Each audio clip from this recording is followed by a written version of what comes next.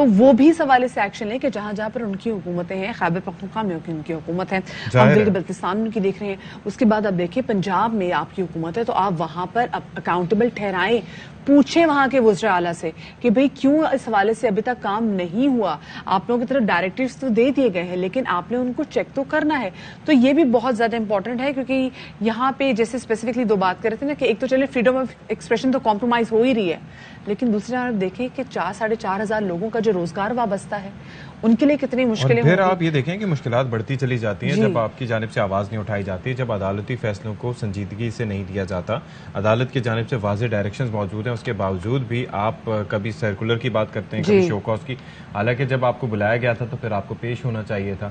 پھر صوبائی حکومتیں اپنا کردار ادا کر سکتی ہیں. ہم پہلے ہی اس پہ تذکرہ کر چکے ہیں کہ پی حکومت اور پنجاب حکومت ظاہر ہے وہاں پر آپ کی حکومت ہے، ایسے کیسے ممکن ہے کہ آپ ڈائریکشنز دیں اور نہ ہوں؟ ویسے تو ظاہر ہے کہ ہم دیکھتے ہیں کہ کس حد تک اگر خان صاحب ڈائریکٹلی بھی کہتے ہیں تو پورا محکمہ داخلہ پنجاب ہل جاتا ہے. بھائی وہ خان صاحب نے جیسے دیکھا نا اس دن بولا کہ عمران ٹائگرز جیسے آپ آئے عمران ٹائگرز بنے تو 2 لاکھ لوگوں نے اس والے سے کال کر کے پوچھا جی انویسٹیگیٹ کیا کہ اچھا جی کیا پروسیس ہے، کس طریقے سے ہم کر سکتے ہیں. اچھا کل جو ہری پور میں عمران خان صاحب نے جلسہ کیا وہ بھی اچھا بڑا جلسہ تھا اور اس میں عمران خان صاحب نے کہا کہ ابھی میں جلسہ کر رہا ہوں، اس کے بعد میں ایک فائنل کال دوں گا اور جب میں فائنل کال دوں گا تو آپ لوگوں نے اپنے گھروں سے نکلنا ہے. کافی بڑی تعداد میں وہاں پر لوگ موجود تھے، ہم نے دیکھا کہ بارش کے باوجود وہ لوگ بھی وہاں پر موجود رہے، خان صاحب بھی بارش میں لوگوں سے تقریر کرتے رہے اور ساتھ میں عمران خان صاحب کا اس جلسے میں یہ بھی کہنا تھا کہ کیونکہ مجھ سے ویسے مقابلہ نہیں کر سکتے تو الیکشن میں مقابلہ نہیں کر سکتے، جیسے آپ نے دیکھا بھی کہ پنجاب میں بھی اور بھی NE-245 میں کس طریقے سے پاکستان تحریک انصاف نے بیٹ کیا باقی جو PDM کے امیدوار ہیں. تو انہوں نے کہا کیونکہ مجھ سے ویسے مقابلہ نہیں کر سکتے تو یہ چاہتے ہیں کہ مجھے ٹیکنیکلی ناک آؤٹ کر دے. کیا کہنا تھا آپ کو سنواتے ہیں. تو اسی صورتحال پہ ذرا بات کر لیتے ہیں. تجزیہ کار عامر ضیاء صاحب ہمارے ساتھ موجود ہیں. عامر ضیاء صاحب بہت شکریہ، آپ نے ہمارے لیے وقت نکالا. خان صاحب یہ فرماتے ہیں کہ جی اب جو کال دو اب وہ آخری کال ہوگی، پھر عوام کا سمندر پورے ملک سے نکل کر آ جائے گا اور اسلام آباد کی جانب مارچ کرے گا. آج خان صاحب کی پیشی بھی ہے، قطع نظر اس کے جو ملک میں ویسے سیلاب کی صورتحال ہے، سمندر کا انہوں نے تذکرہ کیا تو میرے ذہن میں تو سیلاب کی تباہیاں جو خیبر پختونخوا، پنجاب اور بلوچستان کو بری طرح سے اور سندھ کو متاثر کیے ہوئے ہیں، مطلب ملک کے طول و عرض میں اس وقت سیلابی صورتحال ہے. تو آپ سمجھتے نہیں ہیں کہ تھوڑا سا ہماری پوری سیاسی قیادت کو آپ فوکس تھوڑا سا شفٹ کرنا چاہیے فار دا ٹائم بینگ، اپنی انرجیز، اپنا فوکس؟ اور خان صاحب تو ظاہر ہے کہ سچ اے کیرزمیٹک لیڈر کہ ان کی بہت سنی جاتی ہے. آپ درست فرما رہے ہیں کہ ہونا تو یہی چاہیے کہ جو سیاسی تناؤ کشیدگی ہے اس میں کمی آئے اور جو عوام کو حقیقی مسائل ہیں، اب تو اس میں سیلاب کا ایک دیو ہمارے سامنے کھڑا ہو گیا ہے تو اس پہ توجہ دی جائے. لیکن بدقسمتی سے دیکھیں ہماری یہ بہت وہ آسان سی بات ہے کہ جی تمام سیاسی قیادت کرے، لیکن اس کا آغاز جو ہوگا سچویشن کو ڈیفیوز کرنے کا وہ حکومت وقت کی طرف سے ہوگا.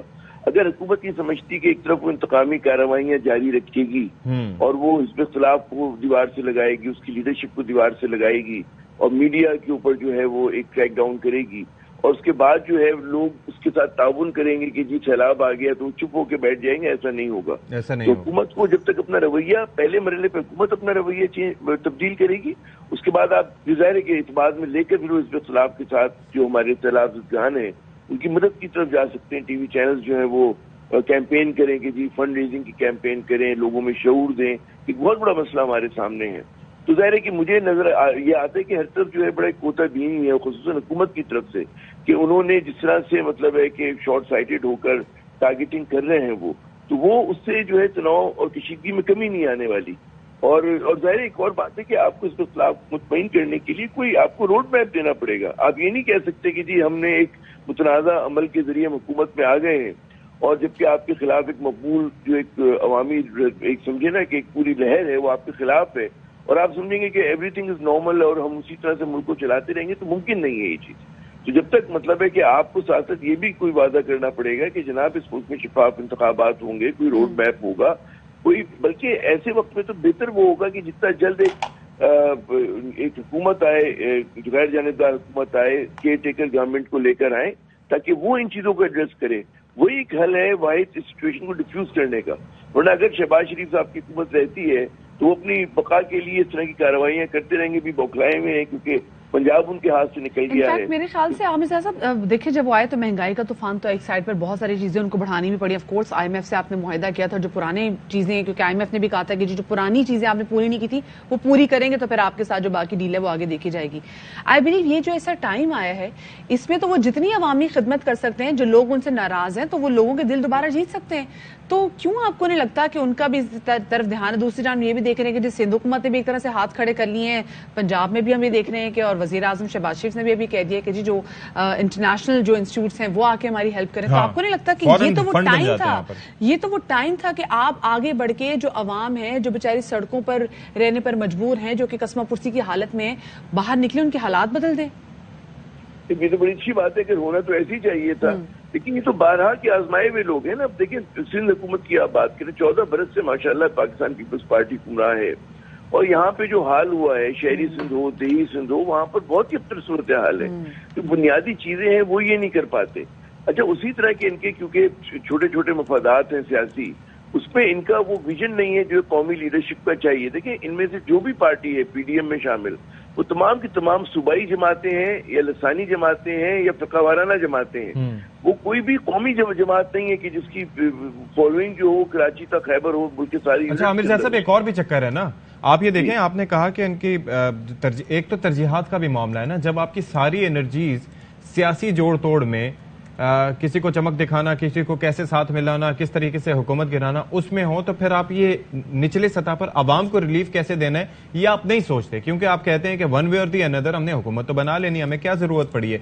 आप ये देखिए कि आपने तस्करा किया कि 14, 15, 16 साल से, मुझे ये बताइए आमिर ज़िया साहब, आपने भी देखे थे 2010 के फ्लड्स, मैंने भी देखे थे, जाके लाइव वहां पर कवरेज वगैरह भी की थी। उस वक्त के मनाजिर में और अब के मनाजिर में कोई नहीं फर्क, सिवाय इसके कि सियासतदानों के असासे कहीं ज्यादा बढ़ चुके हैं, सिर्फ सिंध की हद तक की अगर बात करूं। नहीं, बिल्कुल आपने सही कहा, लेकिन देखो उस वक्त एक बात थी कि कौम में कुछ मतलब है, वो नजर आ रहा था, यकजहती आ गई थी और लोग जो है मदद कर रहे थे और लोगों में एक बेचैनी थी, मीडिया पे वो नजर आ रहा था, ये सैलाब का पूरा जो सदमा है ना। लेकिन क्योंकि हमारी सियासत इतनी टेढ़ी हो चुकी है, पॉलिटिकल इंस्टेबिलिटी है, लोग इत्मीनान नहीं करते इस क़यादत पे। जब तक हमारे लोगों को समझ में नहीं आएगा कि भाई आप हाउस ऑफ जरदारी और हाउस ऑफ शरीफ, इस पे कौन इत्मीनान करेगा, कौन जी शऊर लोग जो इंटेलेक्चुअली ऑनेस्ट शख्स होगा वो इन पे कहाँ से इत्मीनान करेगा।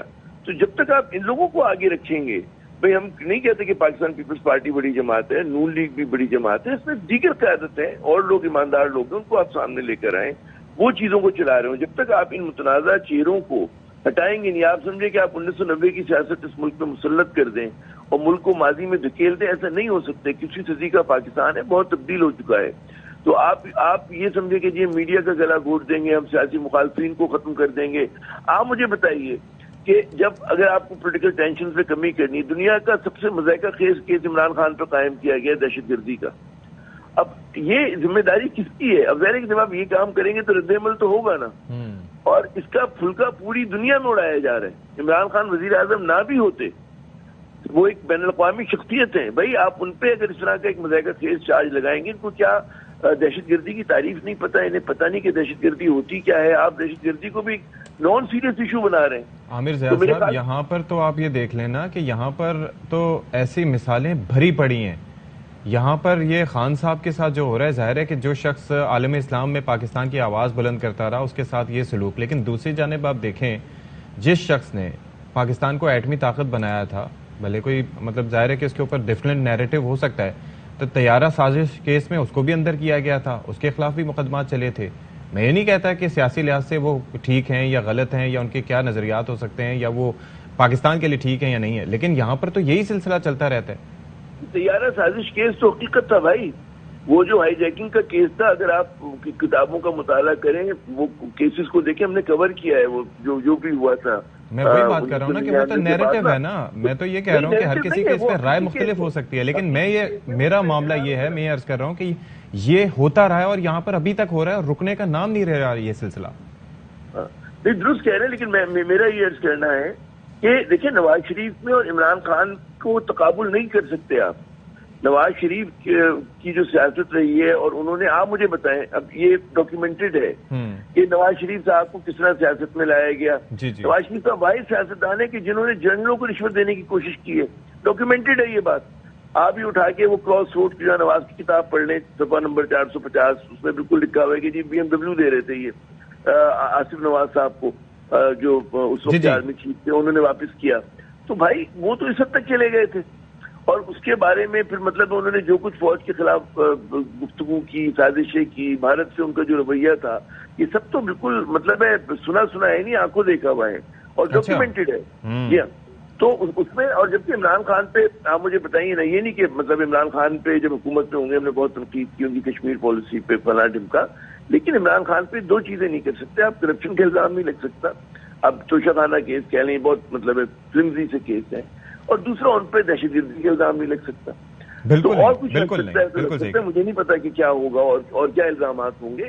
آپ ان کی سیاست سے اختلاف کر سکتے ہیں, ان کے لہجے سے کر سکتے ہیں, 10 چیزوں پہ کر سکتے ہیں, 2 چیزوں پہ نہیں کر سکتے ان کے اوپر. تو یہ سلسلہ رکے گا کیسے عامر زیاد صاحب, یہ سلسلہ کیسے رکے گا بھائی؟ اس میں میں تو سمجھتا ہوں کہ ڈیفیوز کرنے کی سچویشن ہے, اور اس کا ایک راستہ ہے کہ آپ اس ملک میں جو کوئی بھی بات نہیں کر رہے, وہ ہے کہ آپ ایک کیئر ٹیکر گورنمنٹ, ٹیکنوکریٹس میں اپنی گورنمنٹ لے کر آئیں, جو ہاتھی لڑ رہے ہیں ان کو دور کرے, ریفارمز کی طرف جائے, اکانومی کو اسٹیبلائز کرے, جوڈیشری سے ان کو ذرا سا مطلب ہے ایک مدد ملے کہ 3 مہینے کی جگہ ان کو 6 مہینے 9 مہینے کا پیریڈ ملے, کیونکہ ان حالات میں انتخابات بھی نہیں ہو سکتے.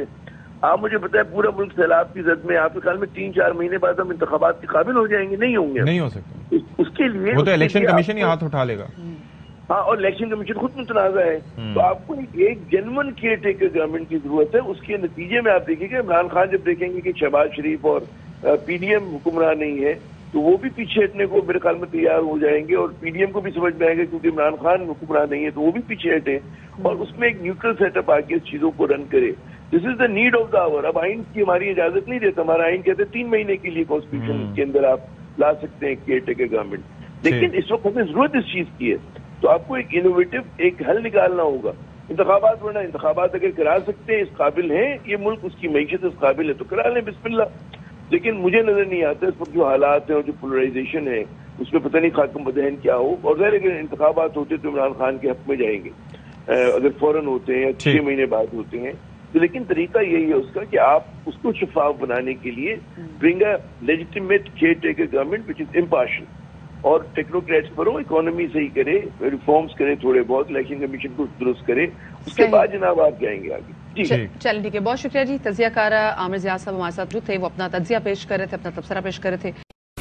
اہم ترین خبریں اب ایک کلک کی دوری پر, آپ کے پسندیدہ ٹاک شوز ہوں یا اہم ملکی یا غیر ملکی شخصیات کی نیوز کانفرنسز, ہر لمحہ باخبر رہنے کے لیے سبسکرائب کریں ہمارا YouTube چینل. موسم کی صورتحال ہو یا کھیل کے میدان سے خبریں, اپنے موبائل فون سے ملکی اور بین الاقوامی اہم خبروں تک رسائی کے لیے ڈاؤن لوڈ کیجیے موبائل ایپ. باوثوق ذرائع سے مصدقہ خبروں, تجزیوں اور تبصروں سے مستفید ہونے کے لیے وزٹ کیجیے پاکستان کی سب سے بڑی نیوز ویب سائٹ www.arYnews.tv. ان سب کے علاوہ پاکستان کا سب سے بڑا فیس بک پیج ہو, سب سے بڑا نیوز انسٹاگرام اکاؤنٹ یا پھر ٹویٹر, ARY نیوز پہنچا رہا ہے خبریں سب سے پہلے آپ تک, تاکہ آپ رہیں ہر لمحہ باخبر.